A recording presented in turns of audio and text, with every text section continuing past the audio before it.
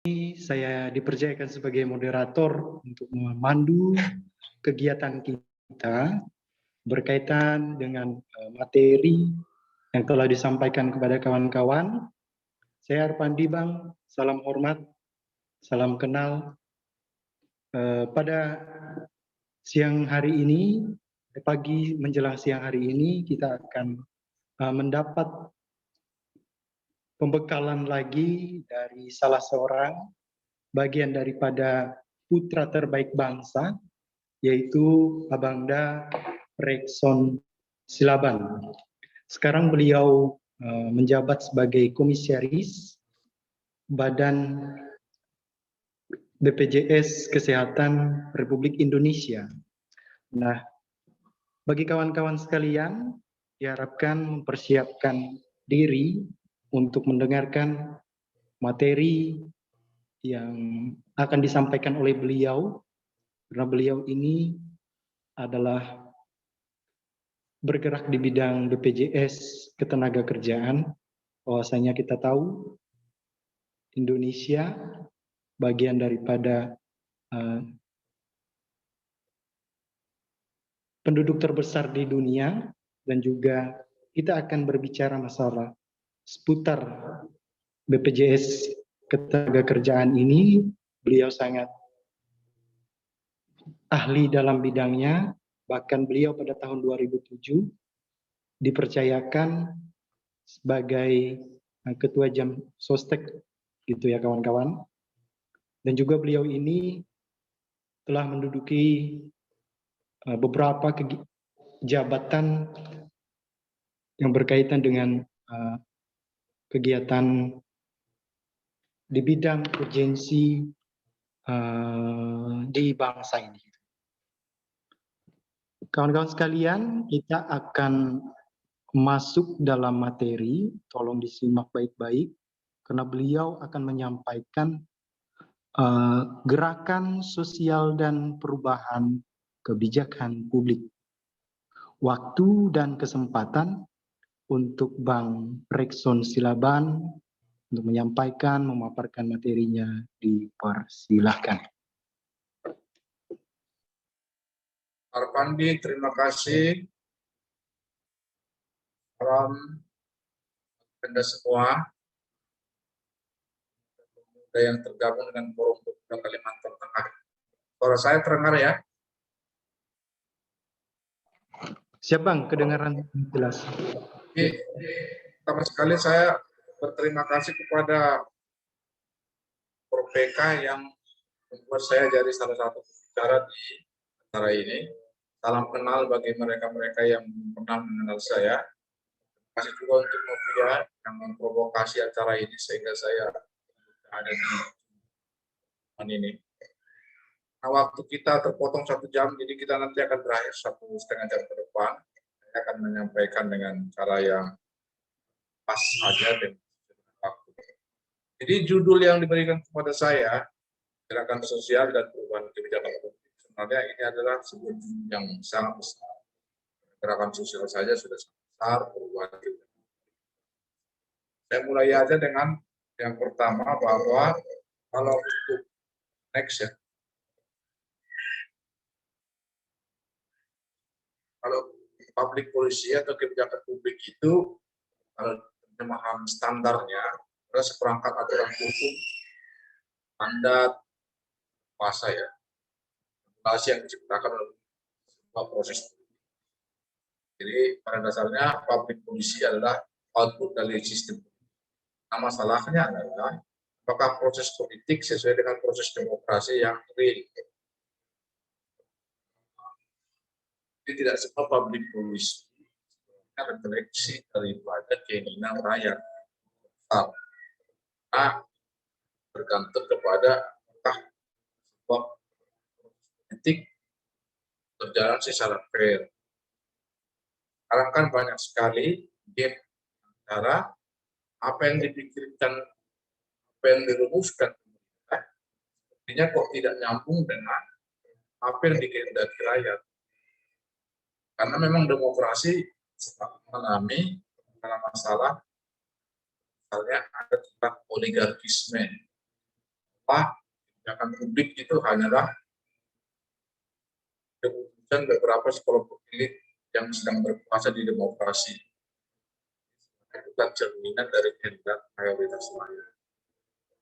Disebutkan kadang-kadang demokrasi kita demokrasi elitis yang hanya ditangani dikuasai oleh beberapa kekuatan oligarkis. Kalau sekarang ini ada disebutkan ada politik dinasti atau politik masa uang, bisa DPR, DPRD, kita tidak dekat dengan penguasa partai, tidak bisa menjadi DPR kalau kita tidak punya uang yang banyak. Kita tidak bisa menjadi kepala daerah kalau kita tidak punya uang untuk biaya-biaya politik kita yang cukup mahal. Sehingga apakah kebijakan publik yang ditelurkan oleh kalangan elitisme, oligarkisme, ataupun politik dinasti itu refleks daripada kebutuhan masyarakat, itu selalu pertanyaan. Nah, di Indonesia ini adalah sebuah fenomena baru yang dikhawatirkan banyak orang karena akibat halnya biaya politik orang-orang tertentu yang kekuasaan dan uang yang bisa merugi pemerintah ataupun DPR sebagai orang yang akan memutuskan kehidupan politik atau kebijakan publik. Itulah ada gap ketimpangan karena kebijakan publik itu seolah-olah menjawab dengan apa hal sebenarnya public policy adalah output. Tapi kalau kamu tanya kepada saya, di negara manakah yang sistem demokrasi berjalan dengan 100%? Ya, kita pelajari di buku satu. Karena biar bagaimanapun politik selalu dipengaruhi oleh kekuasaan, uang, kelompok elit. Tapi sekarang yang kita persoalkan adalah apakah sebuah negara begitu tergantung dengan kekuatan kelompok elit. Nah, jadi yang membedakan kita dengan negara-negara demokrasi yang lain adalah di Eropa bahwa tingkat keterlibatan pengaruh elit, uang, politik dinasti itu terlalu tinggi di Indonesia dibanding dengan negara yang lain. Kalau kamu pergi ke Amerika atau ke negara-negara Eropa, tidak mungkin ketua Partai Republik Demokrat itu adalah memberikan kepada anakmu sendiri. Itu agak jarang yang terjadi. Tidak mungkin terjadi di Eropa. Nanti sambung dengan anak saya. Nah, itu tidak ada terjadi di Eropa. Terjadi di negara kita. Nah, entah kenapa di Indonesia ini pemilik partai adalah harus pemilik uang dan pemilik media. Kadang-kadang kita masuk sebuah partai, kalau kita tidak dekat dengan pemilik partai, kita susah mendapat karir. Sehingga sistem politik kita menyingkirkan orang-orang yang bagus-bagus, kalau tidak bisa mengambil arti partai. Ya, public policy yang merupakan output sistem politik, kayaknya jadi nyambung di rakyat. Next. Nah, saya sekarang masuk kepada next nih. Slide baru ya. Nah, jadi saya sekarang mau juga berbicara terhadap apa yang Anda maksud mau dilakukan oleh forum Kalimantan Selatan. Nah, perubahan kebijakan policy change beda dengan policy reform. Apakah kamu mau melakukan perubahan kebijakan? Kita hanya melakukan reformasi kebijakan. Karena kita jangan terlalu ambisi seolah-olah kita akan bisa melakukan perubahan kebijakan. Padahal sebenarnya kapasitas kita hanya mampu di industri. Ya, ada kebijakan yang kita revisi, kita reformasi. Kalau perubahan kebijakan polisi, sebuah kebijakan tidak pernah ada. Jadi kita mau bikin kebijakan baru. Ya, berarti harus melalui DPR, DPRD. Tapi apakah kita memang memiliki kemampuan mempengaruhi kebijakan? Kalau level kita hanya mempengaruhi perubahan revisi. Ini tergantung juga kemampuan daripada lembaga dan kapasitas yang kita miliki. Saya tulis di bawah ini, perubahan kebijakan publik itu biasanya sangat sulit karena sistem yang sudah berjalan lama, aktor dan sistem itu terjadi pelembagaan, institusionalisasi. Jadi orang-orang yang sudah diuntungkan dengan sistem yang ada akan merasa terganggu kalau ada. Jadi mereka sudah dapat keuntungan dari sistem yang sedang terjadi. Betapapun sistem orang, tapi kelas-kelas yang elit sudah mapan dengan sistem itu, dengan sistem kebijakan. Mungkin mereka akan membuka diri kalau kita revisi kebijakan atau reformasi kebijakan. Tapi perubahan kebijakan akan orang konservatif. Karena bahan kebijakan pada yang baru akan buat aktor-aktor lama kita, karena keistimewaan yang mereka miliki bisa hilang. Hanya kalau Anda lihat di semua sejarah dunia,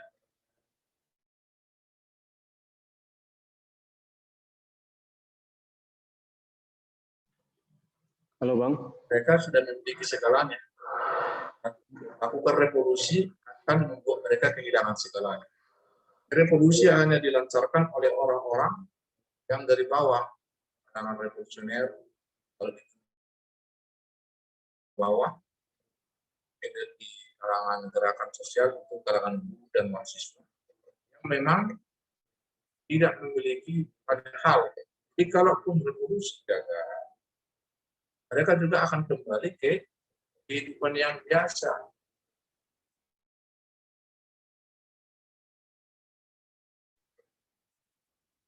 Kalau orang-orang aktor yang sudah mapan dengan sistem,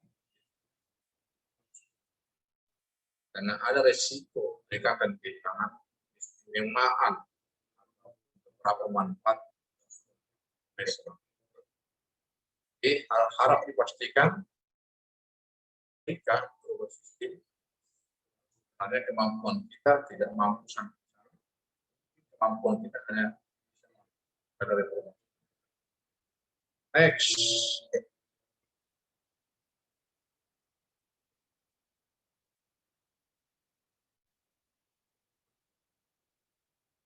Next day.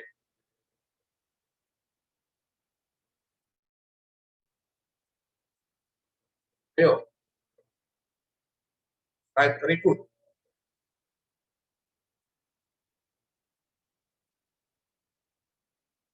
Ya. Nah. Bukan 4, masih 4 di atasnya tadi.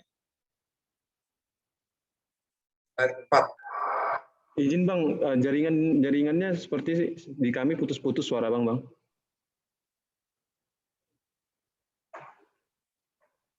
Di kami jaringan. Suara Abang di kami putus-putus Bang.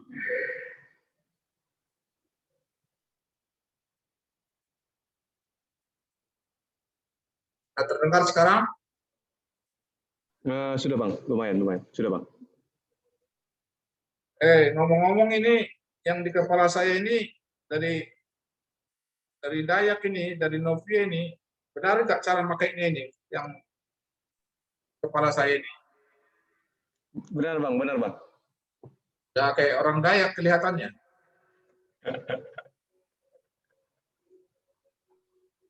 Kita lanjutkah? Ya. Rupanya banyak sekali, Bang. Ah, Sudah seperti Dayak. oke. Kita lanjut. Nah, inilah faktor-faktor yang mempengaruhi kebijakan publik. Pertama, kebijakan publik terjadi karena ada pengetahuan dan inovasi baru.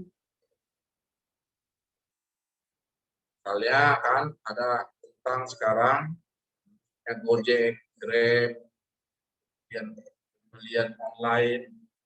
Ini karena ada ilmu pengetahuan yang baru, inovasi, maka terjadi pengaturan baru terhadap barang dan beli barang. Nah, jadi ada beberapa aturan-aturan regulasi yang muncul knowledge dan innovation. Dan juga kebijakan publik terjadi karena ada masalah-masalah sosial, politik, dan konteks ekonomi. Ya, ada sosial, misalnya pertambahan jumlah penduduk cepat, maka dibikinlah ada peraturan. Nah,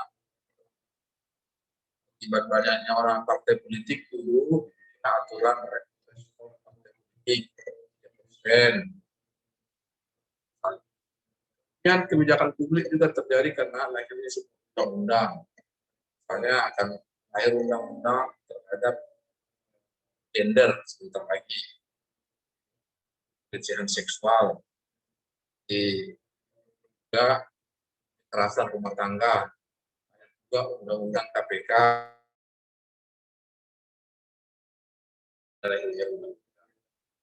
juga di tender-tender proyek, pangan, banyak. Dan juga karena terjadi ada event spesifik, peristiwa-peristiwa khusus, bencana pandemi, misalnya membuat orang kerjanya nah, kebijakan publik yang diakibatkan oleh aktor di luar pemerintah, institutional influence. Misalnya, ada hasil riset, ada pengaruh lobby partai politik, dan NGO seperti kelompok Pakira Kalimantan ini. Jadi, saja akibat desakan daripada atau ormas yang ada di dari kebijakan. Karena pengaruh eksternal influence, pengaruh eksternal, seperti utang luar negeri, tekanan negara asing. Jadi faktor yang mempengaruhi kebijakan publik itu banyak. Salah satunya yang berhubungan dengan pengaruh institusional oleh ormas seperti dari ini semua. Saja setelah cara ini yang akan melakukan dengar pendapat dengan DPRD yang baru dan perlindungan terhadap anak-anak Dayak supaya memiliki akses ke sekolah. Itu adalah dari kebijakan publik akibat pada pengaruh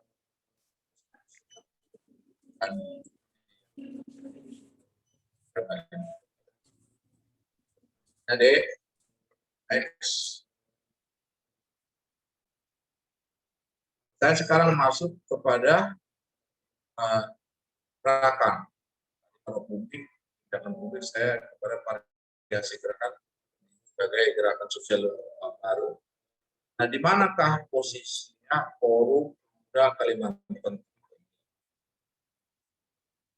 Suara saya masih kedengaran? Cek dulu. Masih putus-putus Bang sebagian Bang. Kita sedang berusaha apakah jaringan kita apa tidak. Kita pakai WiFi di sini Bang.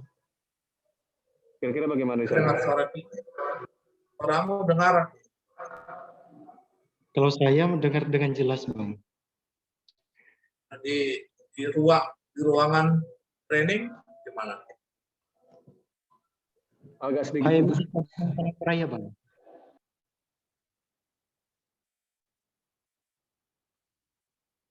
Oke, gimana? Adakah yang kasih sinyal bisa kita lanjutkan terus? Ini sudah mulai, Bang. Sudah. Kedengaran lagi kan? Sudah, Bang. Sudah. Oke. Jadi saya sekarang masuk dulu kepada variasi gerakan social movement. Nah, ke Kalimantan Tengah itu harus meluruskan diri sebenarnya ada di kelompok yang mana ini gerakan ini. Nah, jadi umumnya ada 3. Pertama, gerakan kelompok kepentingan. Ini adalah sebuah gerakan organisasi yang mewakili kepentingan tertentu. Misalnya kalau Forum Pemuda Dayak ini Kalimantan Tengah, sebenarnya kalian lebih dekat dengan gerakan kelompok kepentingan. Karena ada kepentingan sektoral, kepentingan budaya, kepentingan pemuda khusus yang mau didesakan, mau dipertontonkan atau mau dideklarasikan, dikampanyekan supaya terjadi sebuah perubahan. Ada kelompok gerakan penekan. Ini adalah jenis gerakan yang memiliki massa besar.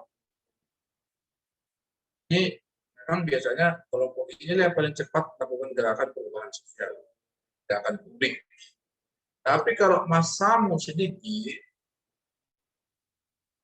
kamu hanya bisa demo 50 orang, 100 orang, dan udah itu besok nggak muncul lagi, tidak militan, tidak memiliki dana, tidak memiliki dukungan dari sayap-sayap politik, tidak dapat dukungan dari media, kamu nggak bisa menjadi gerakan pressure group. Biasanya ini adalah kalau gerakan buruh ada di sini karena kalian memiliki tidak massa yang bisa siap berjalan. Atau gerakan-gerakan agama yang memiliki massa besar. Nah, gerakan kelompok representasi ini adalah gerakan yang terakhir. Misalnya ini terjadi kepada gerakan kelompok perempuan yang merepresentasi sesuatu. Dan juga ini gerakan kelompok agama minoritas.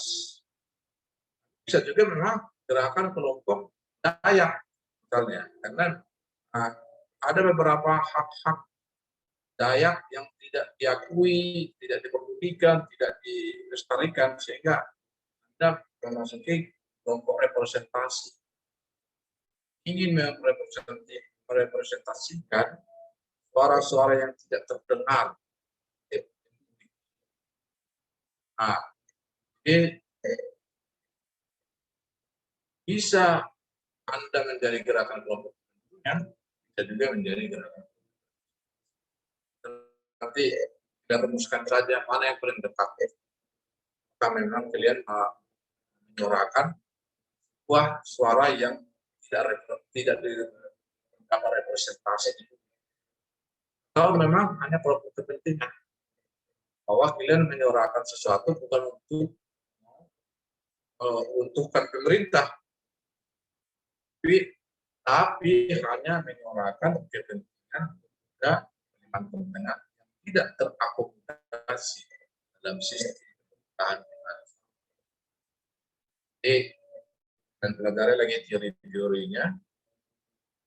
Kan ini kan buku saya udah saya tulis, udah kirim sama Novia bentuk soft copy-nya. Nanti mana tahu, tak mungkin saya kasih ini cuma-cuma kepada semua orang Kalimantan Tengah, rugi nanti penulisnya.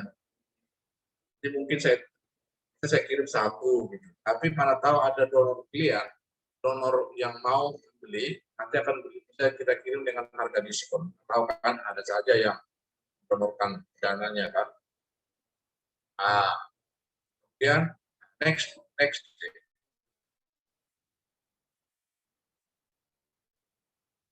Nah, karena Forum Pakera ini melebeli dirinya dengan gerakan, harus saya katakan apakah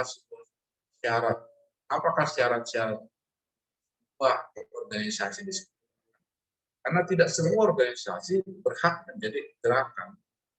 Memang salah satu yang bukan oleh gerakan kaderisasi. Salah satu itu kecil. Tapi syarat yang lain adalah mereka harus terlibat dalam relasi konflik yang jadi sebagai akibat. Jadi kita memang harus ada, kita rumuskan apa yang konflik yang kita hadapi, apa ketidakpuasan yang kita hadapi. Bukan kepuasan pribadi ya, misalnya apa itu? Apakah Anda mempersoalkan bahwa pemuda-pemuda Kalimantan Tengah itu tidak mendapat representasi di pemerintahan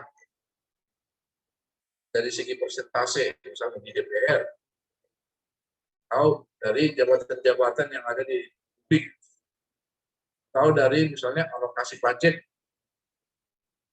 atau misalnya dalam akses untuk mendapat pendidikan. Kenapa banyak orang-orang Kalimantan tidak bisa dijangkau pendidikan misalnya daerah-daerah. Ini harus ada, Anda rumuskan apa ketidakpuasan. Tapi jangan dibikin ketidakpuasan pribadi, karena ini gerakan tidak urusan pribadi. Nah, ketidakpuasan ini harus di-share, harus dipahami semua orang yang tergabung dalam orang gerak. Supaya itu alasan melakukan perlawanan. Perlawanan ini positif ya, jangan dianggap perlawanan di bom bunuh diri, kan begitu maksud saya. Perlawanan karena negara kita memang desain ya diperlukan sebuah oposisi mencapai mufakat, karena demokrasi tanpa oposisi bukan demokrasi. Demokrasi tanpa perlawanan itu namanya fasis itu. Fasis kan kata fasis otoriter, apa kata pemerintah pusat semua ikut. Dilawan. Nah, itu ada itu demokrasi. Negara teokrasi, negara monarki, negara militer, asis. Ini negara demokrasi yang memungkinkan ada dan sikap pandangan tanpa memang menghancurkan negara itu. Itu standar, normal, pas, itu valid. Nah, sekarang kalau saya ada dalam ruangan Anda, saya sebenarnya mau bikin sebuah permainan untuk lihat jangan-jangan di antara yang berkumpul ini ketidakpuasan kita berbeda satu sama lain dan ada yang tidak sesuai dengan standar gerakan. Tapi lain kali aja saya ketemu lain. Kemudian dengan setelah itu yang tahap kedua adalah ada lawan yang ditetapkan secara jelas. Lawan ini bukan musuh ya. Kita tidak boleh memusuhin orang atau sistem. Lawan adalah sesuatu yang memang mau kita perbaiki. Siapakah lawan? Apakah sistem politik yang tadi sistem politik dinasti atau sistem politik yang elit atau sistem politik diskriminasi terhadap para perempuan, para pemuda, orang miskin, sistem distribusi ekonomi yang tidak adil. Kan? Ini harus ditetapkan secara jelas, karena lawan harus ada. Pergerakan tanpa ada lawan, nanti kamu jadi melawan diri sendiri, lawan kawan-kawan. Karena nggak tahu lawannya siapa, mau dilawan. Nah, ya, standar yang ketiga syarat terhubung dalam jaringan informal tinggi. Kita hanya terhubung dalam jaringan formal, informal juga. Karena memang sekarang gerakan itu harus kecepatan berbagi share informasi menjadi kunci. Jadi tidak perlu menunggu rapat, informasi bisa sambung, bisa terbagi. Baiknya terhubung bahkan nasional maupun internasional. Kalau memang gerakan ini adalah gerakan dan hubungan internasional. Yang terakhir syaratnya adalah memiliki sebuah identitas bersama yang berbeda dari kelompok lain. Oke, apa ini? Apa ini identitasnya Kalimantan Tengah ini? Karena banyak sekali nanti organisasi yang melebeli dirinya kelompok pemuda Kalimantan Tengah. Tapi Anda labelnya apa? Identitasnya apa? Yang dari jauh saja sudah bisa membedakan. Biasanya orang pertama dari warna pakaian, ya, yel-yel, ada moto, dan juga ada prinsip-prinsip dasar. Di gerakan buruh itu kan sudah jelas, pakaiannya biasanya merah, kepalan tangannya selalu di kiri, prinsipnya solidaritas.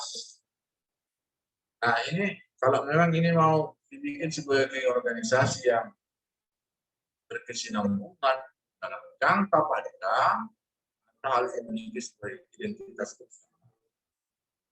Ya, bangga berbeda dengan yang lain.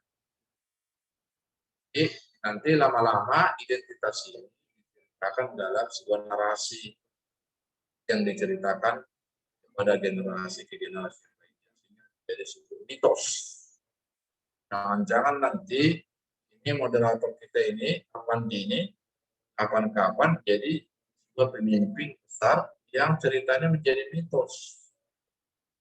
Karena kan lama-lama jadi mitos.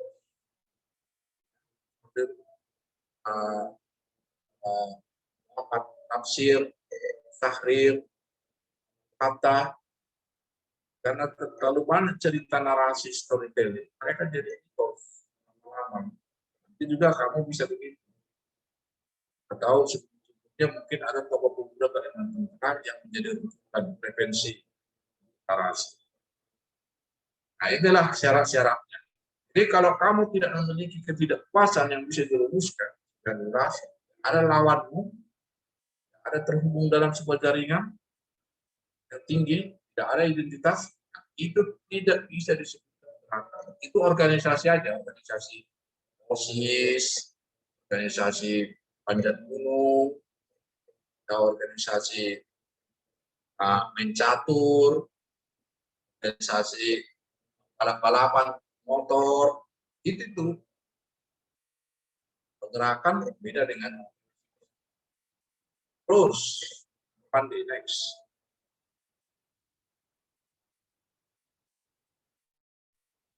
Nah, kalau mau saya tanya, kenapa ini orang-orang mau masuk PK? Biasanya orang mau masuk anggota gerakan karena ada dua alasan. Kita mau memperjuangkan nilai-nilai, dan nilai keadilan, kebebasan, diskriminasi, keyakinan, pendapat yang adil. Ada nilai-nilai yang tidak adil yang mau kita persoalkan, terebut. Ya, kalau kita ngomong sendiri di tanah lapang, siapa yang dengar? Kalau kita berpuisi-puisi, apa ada orang sadar dengan puisi? Ya, akhirnya kita masukkan sebuah sebagai anggota gerakan. Nah, PK. Itu alasan yang pertama. Alasan yang kedua, orang mau masuk bukan karena nilai, tapi ingin mendapat keuntungan dari organisasi itu. Ya, kita bisa jadi anggota DPR, kita dapat proyek, kita terkenal di media, kita jadi bisa bermimpi, kita bisa jadi lobby yang kuat. Ini keduanya tidak ada yang salah. Karena motif orang beda-beda.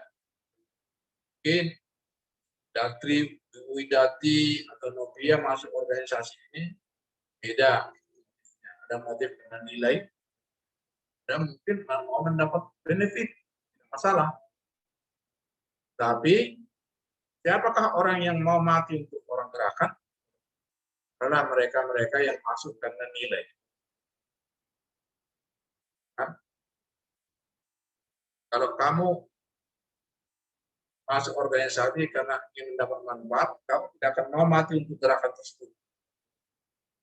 Tapi ngapain juga kita mati kan? Kalau bisa hidup. Saya tidak menyuruh kalian mau mati untuk PK. Ini kemarin ada bom bunuh diri yang dibikin itu. Mau mati untuk gerakan karena mereka sudah dilatih masuk karena nilai, bukan karena benefit. Jadi macam-macam, jadi tergantung pelatihan organisasinya. Saya dulu masuk gerakan buruh, karena saya dipenjara beberapa kali, dan digaji, ditangkap polisi, militer, masuk penjara. Dulu saya masuk karena memang nilai, tapi itu di zaman Orde Baru. Nah, ada kebebasan yang mau kami perjuangkan. Sudah. Kenapa masuk? Keduanya ini tidak salah. Dan nanti jangan kebanyakan kita hanya memikirkan keuntungan, tapi tidak ada nilai-nilai yang mau kita sumbangkan kepada konstituen yang kita wakili. Next. Tujuan gerakan ini untuk apa ini? PP ini. Nah, gerakan itu tadi macam-macam ya. Ada representasi.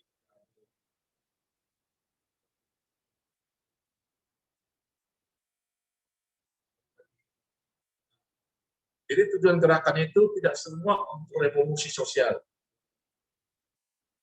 Jangan pernah bermimpi PK melakukan revolusi sosial, karena syaratnya tidak tersedia. Misalnya anggotamu kecil, 100 orang, bagaimana 100 orang bikin revolusi sosial? Gitu kan? Ini mungkin adalah untuk reformasi. Atau mungkin yang pertama ini untuk penebusan, karena ada penyimpangan kebijakan yang salah. Misalnya hutan-hutan pilihan itu habis semua dibikin pemerintah. Kapitalisme yang merebut, ambil tanah-tanah rakyat. Nah ini gerakan ini ada jangan-jangan untuk itu, untuk menebus apa yang sudah salah, balikan kembali tanah-tanah rakyat yang digarap. Atau jangan-jangan PK ini hanya untuk reformasi. Ada penyimpangan-penyimpangan yang perlu diselamatkan di reformasi dan perubahan kebijakan publik yang baru. Tapi kapan-kapan kalau kalian anggotanya sudah 100.000, mungkin kalian berpikir perlu melakukan revolusi sosial. Nah, di negara-negara lain bisa berkembang seperti itu. Yang revolusi yang terakhir kan Anda lihat itu adalah Arab Spring, di mana beberapa negara-negara yang di Mesir, di Libya, di Indonesia tumbang kan negara. Next. Nah, ini saya mau katakan nanti pada akhirnya gerakan itu akan mati. Matinya kapan? Untuk siapa yang bikin mati lebih cepat dan generasi yang memang kontribusi membuat gerakan itu mati lebih cepat. Pertama, karena kehilangan pasokan kader ideologis. Ini adalah kader-kader yang datang dari orang Kalimantan itu sendiri. PK kalau tidak lagi didukung oleh kader-kader yang lahir dari Kalimantan Tengah, yang banyak datang yang pasai PK, gerakan itu pada akhirnya karena identitasnya kan Kalimantan. Tapi kalau yang pendatang yang lebih banyak menguasai, dia akan kehilangan. Dia kehilangan blok politik, pemerintah, rakyat Dayak, dan yang lain. Dan orang gerakan menjadikan gerakan sebagai lawan. Tadi karena salah merumuskan gerakan, sehingga memilih kawan. Kalau kalian baca buku saya akan lebih tegas ini namanya. Saya mengejar waktu aja nih. Next.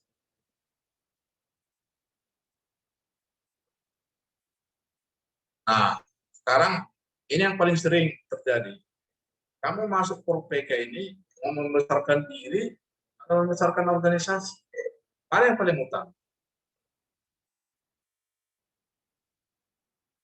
Nah, pertama, seorang pemimpin gerakan harus bisa sebagai role model organisasi.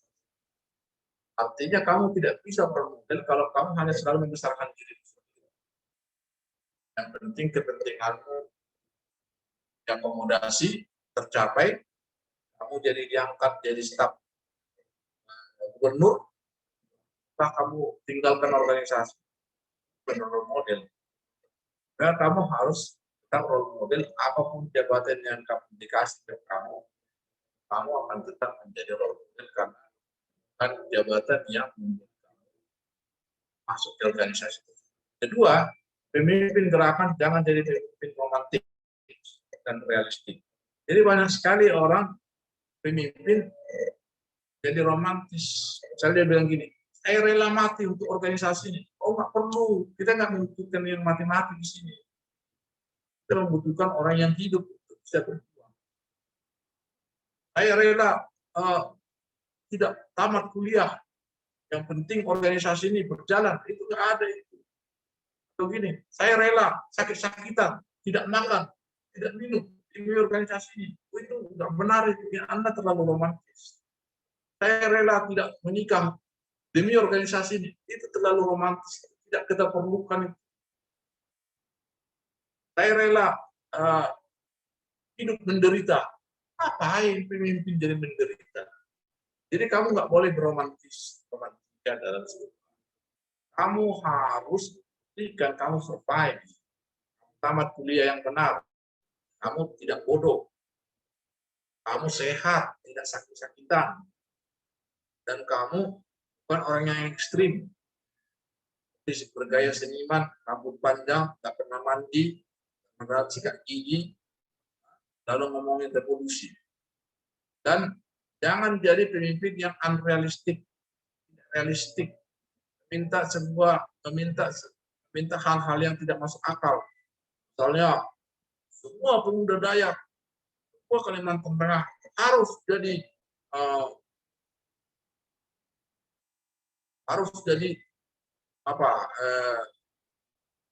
hidup layak.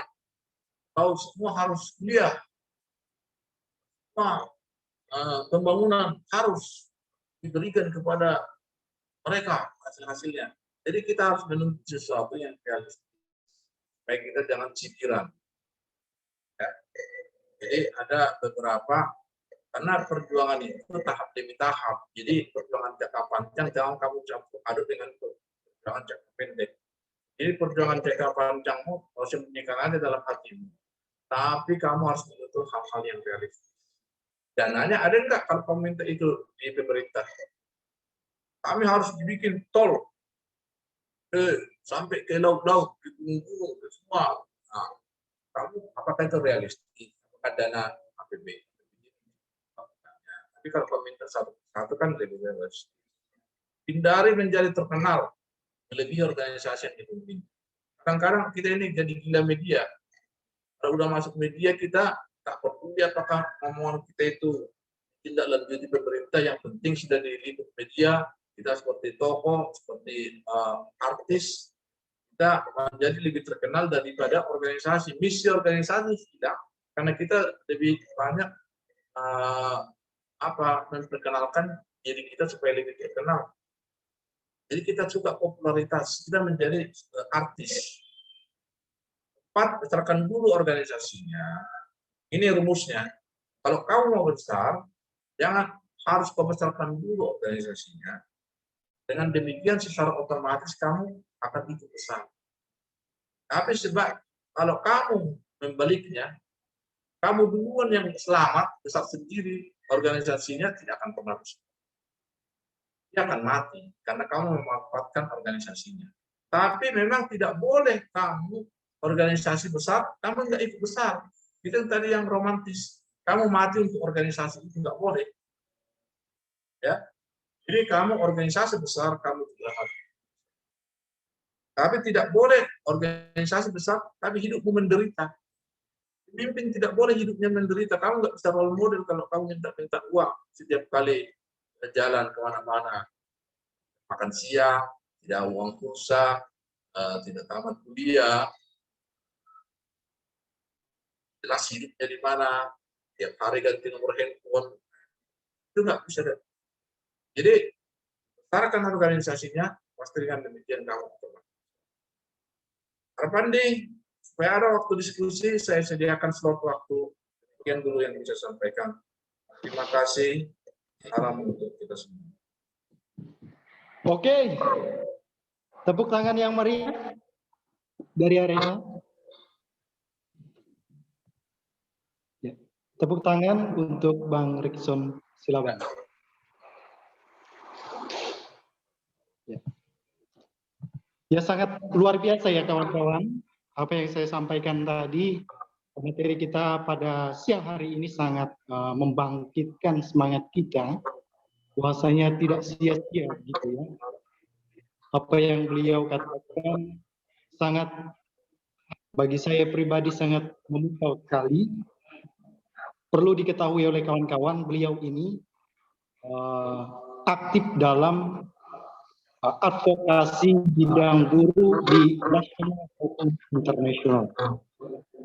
Jadi wajar saja apa yang beliau sampaikan sangat-sangat masuk sekali. Bahwasanya saya mencatat beberapa hal penting yang perlu diingat oleh kawan-kawan pada hari ini.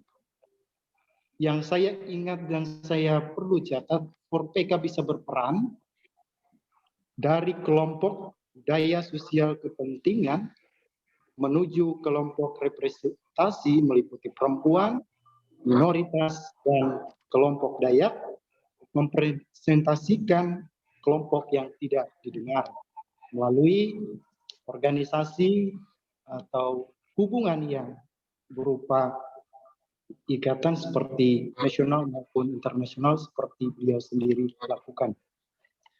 Syarat sebuah gerakan itu, ini yang sangat penting. Saya sangat sepakat sekali.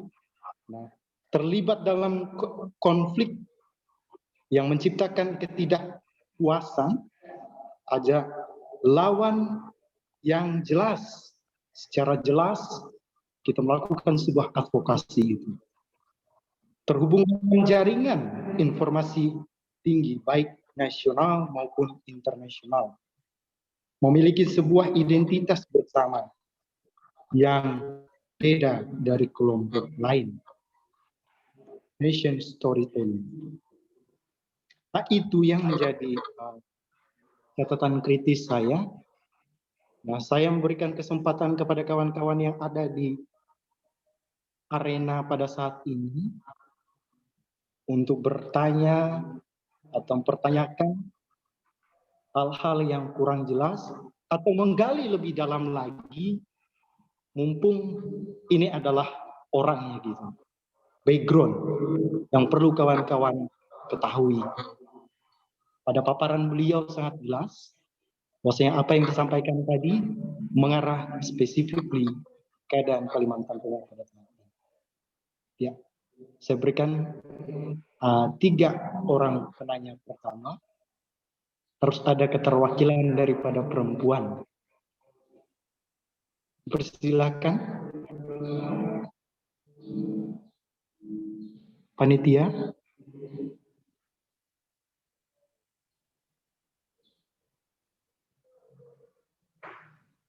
Bang Petrus, monitor. Adakah? Siapa angkat tangan? Maju ke sini ya. Ini depan kamera ya. Depan kamera. Oh, sini, Pak.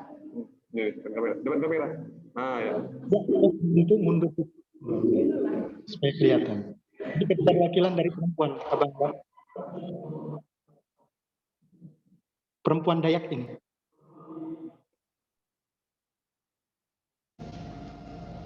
Ya, selamat siang, Bang. Ya. Gini, Bang, saya ingin bertanya menyangkut masalah, kan gerakan ini adalah gerakan yang awal. Ada dulu. Oh.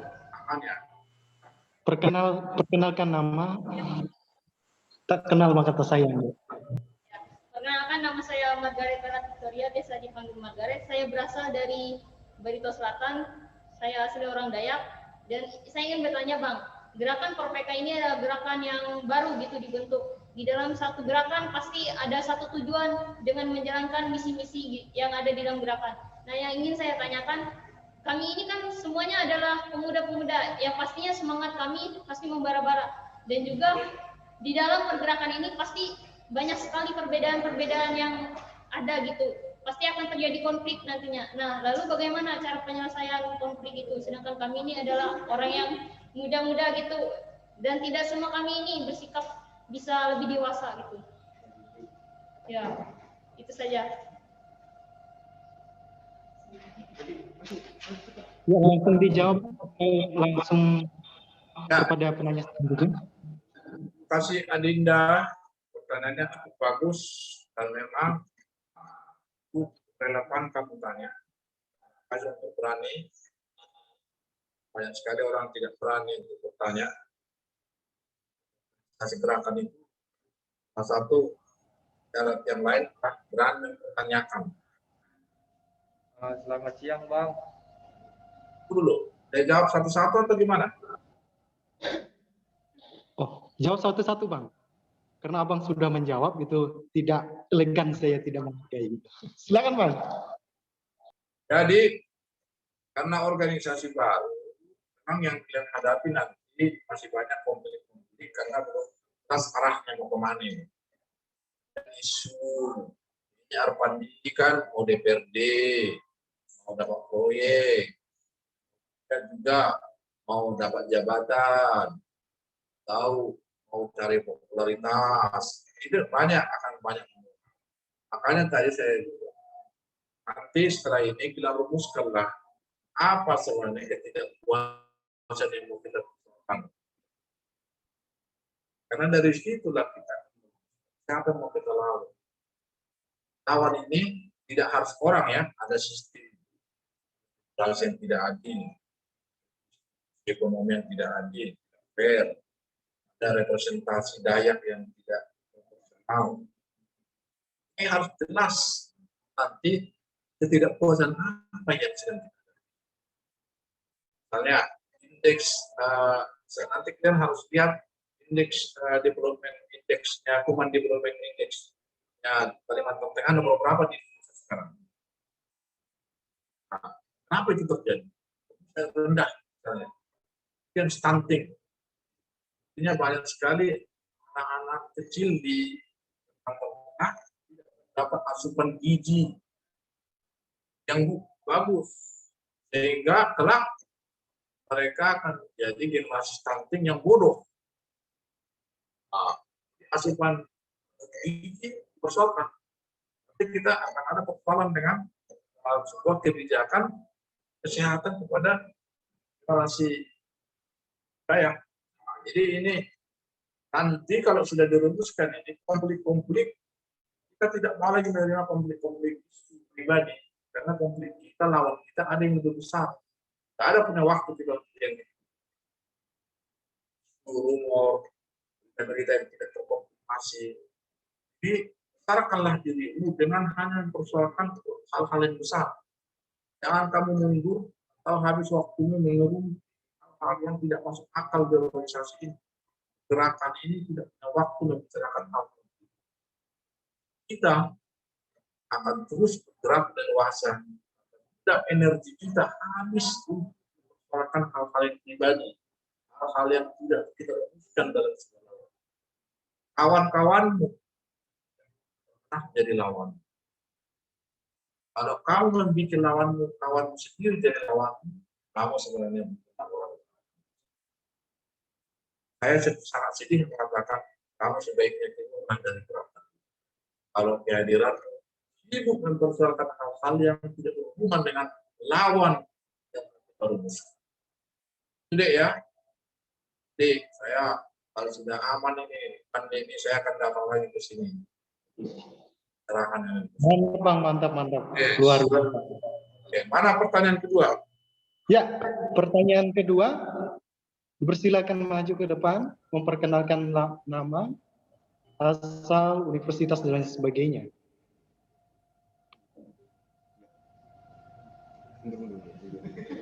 Dibuka maskernya supaya kelihatan wajah Anda gitu ya. Bagus. Selamat siang, Bang. Perkenalkan, nama saya Andre, mahasiswa Fakultas Hukum Universitas Palangkaraya. Ya, mungkin menarik ya diskursus kita pada siang hari ini. Mungkin berdasarkan materi yang sudah Abang berikan, sehingga saya membuat suatu hipotesis kira-kira seperti ini. Tidak ada agenda revolusioner tanpa adanya pergerakan revolusioner, kira-kira seperti itulah Bang.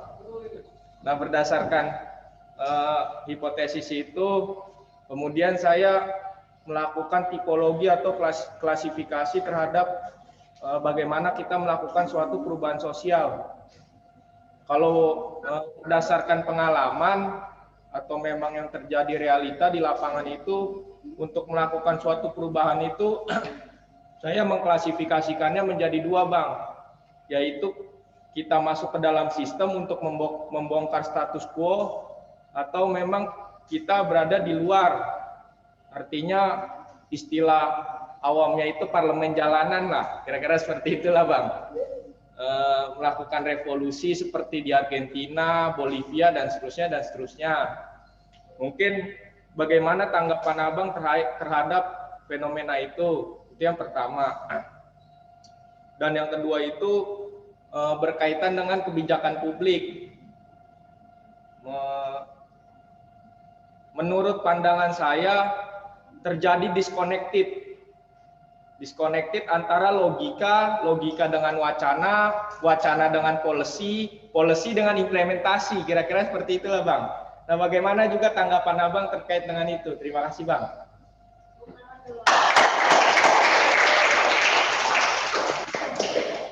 Yes. Mantap itu Andre pertanyaannya. Ini pertanyaannya itu sudah cocok orang gerakan ini. Ini mau saya katakan kepada kamu. Berapapun buku yang kamu baca terhadap pergerakan, tugas orang gerakan itu pada akhirnya hanya ada dua. Jadi buku saya bisa kamu baca. Pertama adalah melawan pemerintah, kedua membantu pemerintah. Jadi nggak boleh kamu tidak di dalam keduanya. Tidak boleh kamu di keduanya, atau tidak boleh tidak ada di kedua tersebut. Nah, dulu kamu ingatkan semua orang korpot, Agenda 70, semua aktivis, kemana mereka semua? Dulu melawan pemerintah. Sekarang kan membantu pemerintah. Jadi ikut masuk ke dalam sistem. Tapi ada juga yang tidak mau masuk. Tetap melakukan perlawanan di luar sistem. Jadi terserah kamu Andre, kemanapun kamu nanti akan melangkah, hanya dua tugas negara bergerak. Melawan pemerintah, membantu pemerintah. Semua orang gerakan, Soekarno dulu melawan siapa? Melawan pemerintah Belanda. Lama-lama dia kan jadi pemerintah.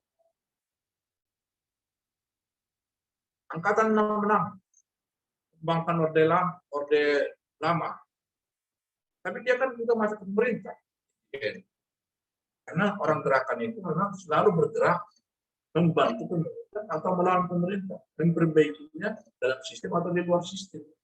Saya sampai sekarang saya di luar sistem semuanya. Saya melawan, tapi tidak dalam arti perlawanan menjatuhkan pemerintah. Tidak boleh kita jatuhkan pemerintah yang dipilih secara demokratis melalui pemilu. Kenapa dulu kita jatuhkan Soeharto? Karena dia bukan pemerintah berdasarkan pemilu. Dia adalah dibikin partainya dia sendiri. DPR harus ada 25% wakilnya ABRI. Itu bukan pemilu, bukan demokrasi. Jadi berhak untuk kita tumpang. Pemerintah yang dipilih secara demokratis, apapun tidak adil proses demokrasi. Harus kita ganti melalui sebuah proses pemilu yang lainnya. Jadi jangan kita pilih atau kita suruh orang jangan memilihnya, supaya ada pemerintahan yang baru yang. Nah, dengan pertanyaan yang kedua, dengan kenyataan banyak kebijakan disconnected kepada rakyat, apa yang dipikirkan rakyat beda dengan apa yang dipikirkan pemerintah. Saya katakan sekarang adalah hampir semua negara demokrasi mengalami disconnected. Tapi ada tingkat yang parah. Relevansinya ada 20%, 50%, 70%. Jadi kamu jangan kecewa bahwa seluruh dunia demokrasi apapun, tidak semua aspirasi rakyat sebetulnya diimplementasikan secara benar dalam sistem demokrasi. Tidak ada demokrasi yang benar-benar merepresentasi aspirasi rakyat 100%. Yang ada adalah ada representasi aspirasinya buruk, sangat buruk, baik, sedang, dan agak bagus. Nah, sebagai seorang gerakan, kita tidak boleh hanya sibuk mempersoalkan ada disconnected. Kita harus ikut memperbaikinya. Apakah kamu dari dalam atau dari luar?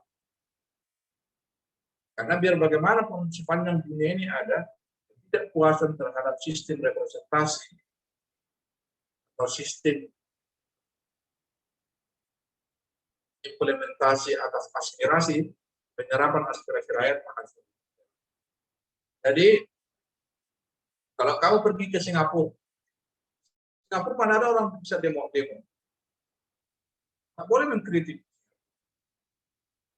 Kalau kamu ke Vietnam, negara komunis, tidak ada kritik di situ. Ke Thailand, nggak boleh kamu mengkritik raja. Kamu masih lebih enak di Indonesia ini. Kita bisa mengkritik siapapun di dunia. Jadi, walaupun kita masih banyak masalah, tapi Indonesia ini dari segi penyampaian pendapat bagus di negara Asia yang lain. Indonesia itu hanya sama dengan Filipina. Yang lainnya itu tidak boleh bebas ngomong. Malaysia, Thailand, Laos, Kamboja, Brunei, itu demokrasi kita lebih bagus. Walaupun ekonomi mereka lebih bagus. Makanya sekarang, mana kamu pilih? Kamu bebas ngomong, happy, di media apa saja, sosial media, tidak pernah ada masalah. Tapi kamu memang tidak kaya. Daripada kamu hidup di Singapura, kaya sangat kaya, tapi kamu nggak bisa bebas ngomong. Mana kamu? Ya, ini soal nilai kehidupan. Mana kamu pilih? Banyak uang, hidup dari Singapura, tapi kamu diam aja, tidak boleh. Tidak ada demo satu pun di Singapura. Di Malaysia pun demo sangat. Vietnam apalagi. Nah itulah kira-kira. Jadi ketidakpuasan ini ada level-levelnya. Tapi kita jangan menyingkir, jangan kecewa. Kita akan ikut dari aktor ini. Terima kasih Andre. Next. Ya, ini pertanyaan untuk yang terakhir. Apakah ada? Singkat, padat, jelas ya. Ya, perempuan lagi. Para perempuan semangat ini. Perkenalkan, nama saya Esther, mahasiswa Fakultas Hukum tahun angkatan 2020. Jadi saya ingin bertanya, berdasarkan dari lingkungan saya, berdasarkan de facto dan kenyataannya, mereka ikut berorganisasi itu ikut berkontribusi hanya karena eksistensi. Jadi pertanyaan saya adalah, bagaimana pandangan Bapak dengan orang-orang yang ingin masuk ke gerakan organisasi hanya karena eksistensi? Terima kasih.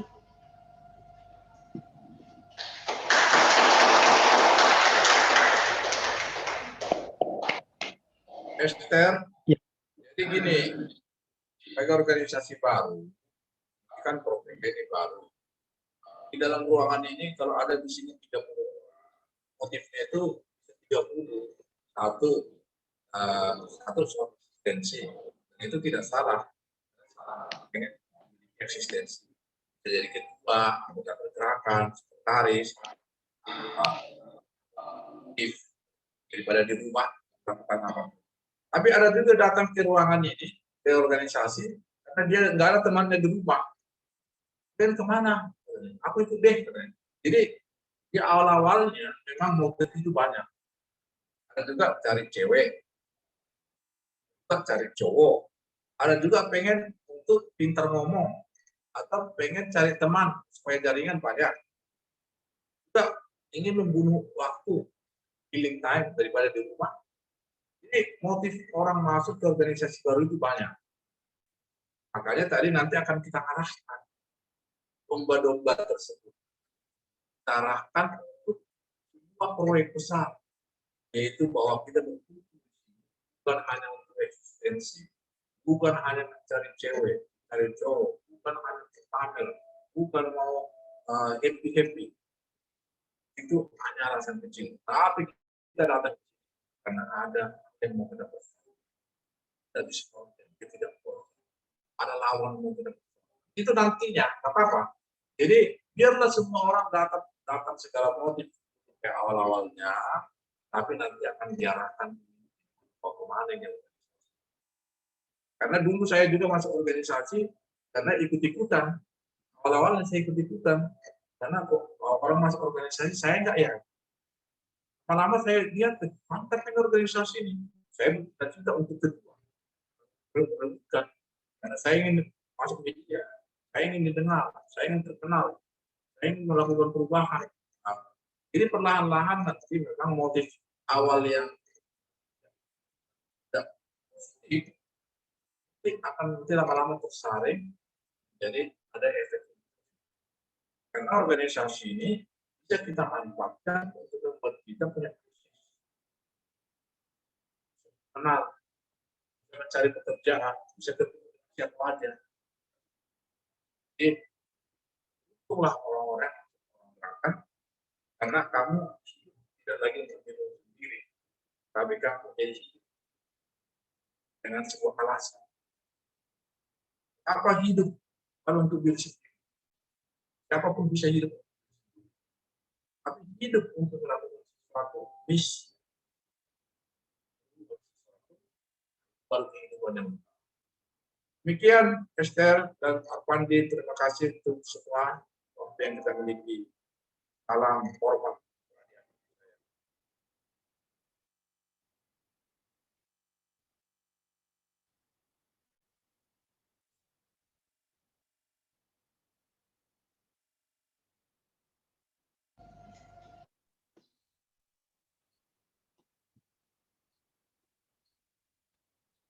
Back to you, Arpandi.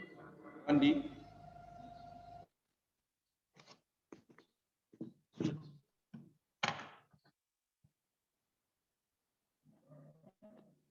Halo? Ya. Ya. Oke, Bang. Pertanyaan ketiga sudah dijawab. Sekarang kita langsung closing statement supaya apa yang Abang sampaikan tidak berlalu begitu saja. Kepada kawan-kawan peserta, diingat dan dikenang apa yang beliau ungkapkan. Jadi keputusan untuk terlibat dalam organisasi berkelanjutan adalah keputusan yang telah kamu syukuri karena pertama kalinya kamu mungkin menyadari bahwa hidup